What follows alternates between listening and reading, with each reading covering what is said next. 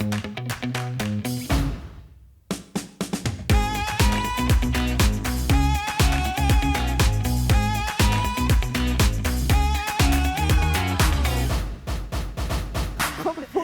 welcome to the Toolshed. We're glad you stopped by today. The Toolshed is a place you can stop by for about 15 minutes sometime throughout your day, and we'll try to make every job just a little bit easier for you. This one-of-a-kind Toolshed is brought to you by Schedule Engine, and if you don't know about Schedule Engine and you're a contractor, you should find out. Phone a friend, because listen, less headaches, more book calls. What's not to like about that? That's pretty good. All right, I'm here with my good friend Eddie. Today's episode is sponsored by our good friends over at Emerson, so thank you to our good friends. Eddie, how are you today? Man, it's a good day to be in the shed. It's in the shed, In the life. shed. Hashtag something. Hey, we get lots of questions, lots and lots of questions, and people are always asking us, like, what's like the number one thing they ask you, Eddie? Well, there's, to be clear, I got a lot of questions about what I'm doing, but probably the first one is, hey, is this as much fun as it looks? And we're not faking it. It kind of is. It is just this much fun. You know what they ask me all the time? Yeah. They ask, hey, how did you meet Eddie? Like, how do you and Eddie know each other? Same work release program. Like my friend Scully Coley, I talk about a lot. He thinks we're brothers, and I grew up with Scully, and we grew up 3,500 miles apart. Scully, that's not how it works. That's not how it works. And so I get asked that, and Eddie and I have been friends for a long time. We fortunately have been able to work together for about the last year and a half, and it's been fantastic. And so what's another good question? Well, it's probably, you know, as we talk to our friends in the industry, it's probably like, hey, can you guys come and visit us? How do we, are you guys ever in our neck of the woods? So like, it's probably like, can you come and see us? Yeah. Hey, well, guess what? Movie magic. How cool is that? That's pretty cool. Yeah. So yeah, I guess the quick answer is we can. Yes, we can. So if you're wondering, you know, for about the last year, we've been talking about all of those fine folks and the wonderful team and all the people at Emerson that make the Toolshed possible. You know what? What's better than telling you? Showing you. We figured we'd just come, we'd visit all the fine folks here, and as well as being here and seeing all of the innovation, the inventiveness, the passion, the gearheads that are driving the industry towards a future, we're actually going to sit down with some of the key team members, and we're going to hear straight from them about a history, the stewardship of the industry, and a bright, bright future of inventiveness and innovation. So let's, as they say in the movies, let's roll to the thing. Hey, Eddie McFarlane from the Toolshed here at the home of innovation with the Emerson team, and I'm super stoked to introduce a great team member, but a good friend? Absolutely. Okay, I don't want to... At least this week. Just kidding. This is my good friend Brandy, and we've actually been talking the last couple of weeks, and I thought it'd be good, why don't we just kick it off? Why don't you introduce yourself, tell them your sort of title, but then why don't you kind of share some of the stuff you get to do every day? Right. So Eddie, most recently my title is Vice President and General Manager of the residential business. Okay. We're primarily responsible for compressors and some compressor controls that go into split systems, package systems for the residential AC and heating markets. And what that means is one thing I really love about my job, it has a wide variety of things that I get to do every day. And for instance, like last week I saw you, if I just look at what I've done over the last 2 weeks or what I've been able to experience over the last 2 weeks, Monday and Tuesday you and I were together at an industry forum, right? Working with OEMs, distributors around policy and what, you know, how the rules in the future are going to impact every one of us. And then this week, you and I were working with contractors, trying to understand better ways to communicate and help contractors in the challenges we have. And then last week, I actually was working with veterans, which is one of my passion points that I have. And so we also try to work really hard to hire our heroes here at Emerson and promote veterans. So one of the nice things about my job is we get to cover a lot of our passion points, but we also get to work to help the industry be more successful. You know, I think you bring up some incredible points. And first, graduate of the Air Force Academy. Yes. And you served, so thank you for your service. And yeah, one of the things I love about the trades is, all the things you just mentioned, there's a ton of different things to do, and we get to bring our passions, our whole self to our careers. And I think that's one of the things a lot of people don't always understand about the trades. So you're part of the Emerson team. How long have you been with Emerson? I can't count, probably 27, 28 years. It's been I came from the service right into Emerson. So you're thinking it might just work out for you? Yeah, okay. Maybe. We'll still see. I don't know how long the probation period is at Emerson, but it sounds like it's going well. So I'm imagining, like many of the team, you've maybe held a few different roles. I know you have a background in engineering by schooling. Is there any of those roles that stood out that have been, more interesting or things that maybe were more surprising to you when you think about it now? Right. So in the military, I did a lot of flight test work, and my background is engineering. That's so cool. So I've always been geeky. I used to fix cars with my dad in the garage, and that's I think that was my time that I turned tools with my dad, right? I just love that. And so it carried over, and I worked a lot on airplanes and engines and things like that. And so when I left the military and came here, instead of being an engineer working on compressors, instead I got into more of the management side and the strategy side, which I never expected to do. Right. So that was interesting to see the other side of how business works. And then you spend more time working with people instead of things. Yep. But there's a lot to learn there as well. So it's been interesting for me. The other thing that I've seen over the last 30 years is that we're not really much different, right? Whether we're the person working on the compressor or the person designing the compressor or the person who builds the compressor or the person who's thinking about what that next compressor looks like. And I see that whether we spend a lot of time in Asia or Europe or here, the problems are all very similar. Right. So people are people, right? Yeah. And they have a job that they need to do, and they have certain areas where they're good at and certain areas they're not so good at.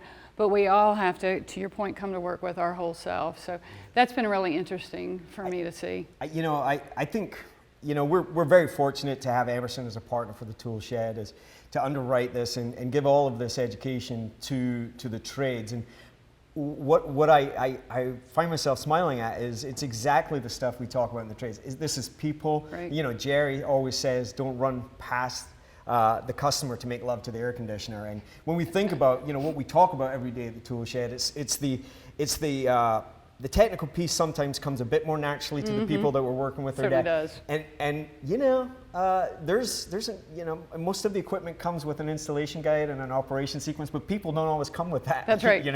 And one of the key themes, and Jerry and I were talking about this, is we've heard everybody talk about the people and how people-centric an organization Emerson is, but also how you take that into the industry at large. I know we're going to sort of talk a little bit about that, but is there anything that stands out over the 30 years that you think of in a sense of, because it's the 100-year anniversary of the Copeland, and we talk a lot about innovation, but innovation is really built on top of a firm foundation of a history that has been industry leading. Is there anything that jumps out or that you reflect on? There's two things I think about. When I first came here, we were very focused on making the best compressors. And our engineers had very curious minds, right? Right. And if it didn't work the first time, the second time, you don't quit and throw it away. You keep working on it. It's almost a relentless pursuit of this technology and how in the world can we make it better, right? And you can see that in all these labs and all these experiments and this torture testing, if you will, that we do on these compressors. And so that there's just that pursuit for that techie thing that we are all comfortable with. We're comfortable with parts, right? That was thing one that I think about. The second thing is how we're evolving that to not just be about a compressor, but we're thinking about the problems as these become more challenging, these systems and these rules and all the work that has to be done by the air conditioning system.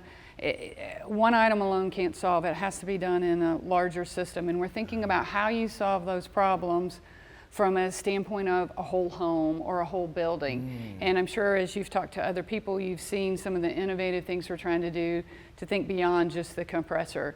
So that's the second thing. And I would say the third thing probably ties into the industry. I think as we've grown up, we've also learned it's not just about us and it's not just about the compressor. We used to think that was everything, which is what you do. You think your job is kind of everything, right? And we've learned that that's not the case. And You know, I would say to you, we've learned that it's important for us to be an industry steward. Yeah. Over these 30 years, we've seen 2 refrigerant changes, and I think 3 or 4 SEER changes. Yeah. Never mind ratings and regulations and policies and EPA requirements. So the changes are just coming faster. Yeah. And one of the things that we've realized is that's difficult enough for us, and we're trying to stay connected to those changes and try to help shape them to make them easier for the industry to adopt in the future. But it's our job to also communicate those to the industry.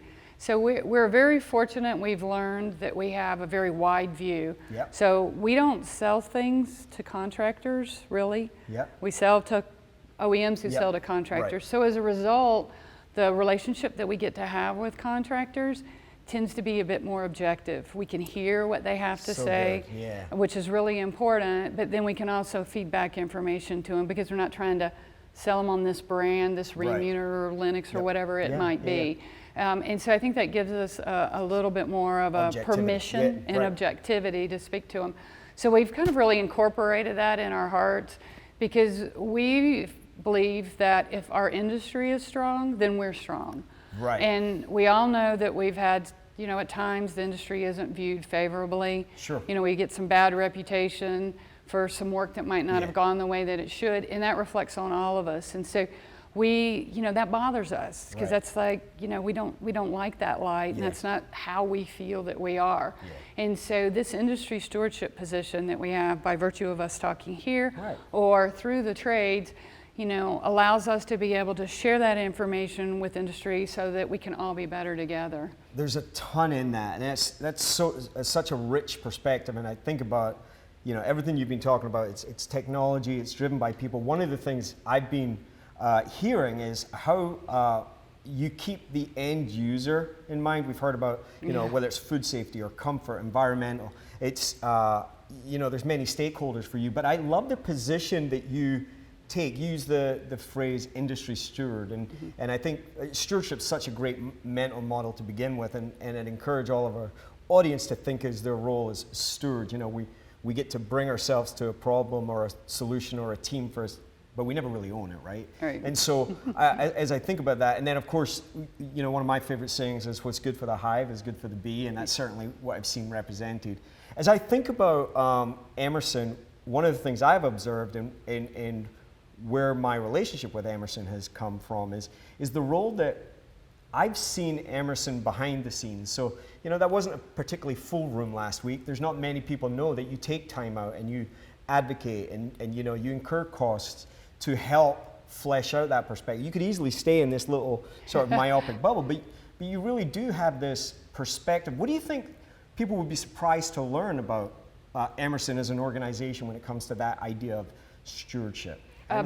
Yeah, I think that they would be surprised, to your point, at all the different kinds of work that we're doing. We actually had the R&D group from a very large customer in last week, and we've been trying to talk to them for a while, and I don't think it's really, our messaging has landed. And when we shared with them a list of 15 to 20 programs that we were working on with the national labs for future technology sustainability to solve problems that the government says are real problems or the energy people say are real problems, they were stunned at the amount of work we were doing and said, how in the world are you able to do all that? So I was surprised that they were surprised that we were doing all that work. So that's just one example of that kind of deep, innovative work that we're doing with the national labs, you know, on behalf of some of the things that we're pursuing. What's amazing to me is you do things like work with the largest stakeholders in the industry and talk about critical conversations like energy security and infrastructure, and yet all the way down to sponsoring something like the Toolshed, which is really about the blue-collar men and women every day that get up to take care of end users, hopefully a little easier after spending time in the shed. And I think the range of perspective that you all have, whether it's industry partnerships with organizations like Air Conditioning Contracts of America or the NAE or all of the other organizations that you guys support, I think it's just really admirable, and it's why Jerry and I are sort of fans of the Emerson thing. If I've heard something talked about once, I've heard it in almost every conversation, it's this idea of leadership. engineering heavy, and we all know the stereotypes. But is there any leadership observations, beliefs, advice that you've had that you like, or that you would share with the I have one that's a personal challenge Yeah. that a lot of people might not feel the same way. It's no regrets. And so I often find that there's things that I want to go do, but I'm not quite comfortable doing it, or another time, another day. And I've decided that when I start to feel uncomfortable about something or uneasy about something, that's the trigger. Then I absolutely have to go do it. Oh. So if I've tried to turn that into a challenge, whatever the thing is Yep. that you don't want to, and there's a reason why you're holding back from doing it, Yeah. whatever it is. And so I'm not going to let that stop me. So that's more of a personal thing, but it turns into having that difficult conversation that you need to have. It turns into being transparent Yep. in a situation where you might need to be. It turns into having a voice when maybe it's not the popular opinion, or perhaps in a room with a bunch of policymakers, Yep. right? Yep. So it can be manifested itself in several ways. The other thing I think about is each of us have, when it's all said and done and over, we have to live with the decisions that we've made Yeah. and how we've chosen to impact people, right? Yep. So if you start thinking about, think about any change or anything that you want to do with the people in mind first. Yeah. And what does it mean to them? And then when you choose to make decisions or do things, do it with character. Because it'll always come back to how you feel about the people. The rest of the stuff will be forgotten. Yep. But Yep. what you've done or said for people, or what you might have hurt Yep. people, Yep. will be remembered, and you have to live with that. There's one other thing I Yeah. wanted to say. You were talking about the trades Yeah. and whatnot. I kind of think about it as going home to your family. When you kind of go home to your family, you're in your element, you're with your DNA, you're kind of with your posse, your group, Yep. your community. And so I think when we work with you Yeah. and the contractors, we feel like we're going home. That's our family, that's our industry. When we work with the national labs, or we have to work with the government and lobbying, it's kind of like you're going out of the house for Yeah. a meeting or something Right. else. It's something you got to go do, right? Right, It's right. not the same.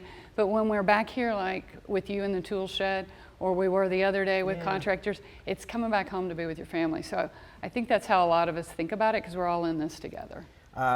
Couldn't have said it better myself. As I think of it, I think of some of the things we share in the toolshed. Clarity is kindness, right? Right. And I think the obstacle is the way. What could be something that holds you back, you turn it around and make it, a strength. And it's some really good advice for everybody at the toolshed.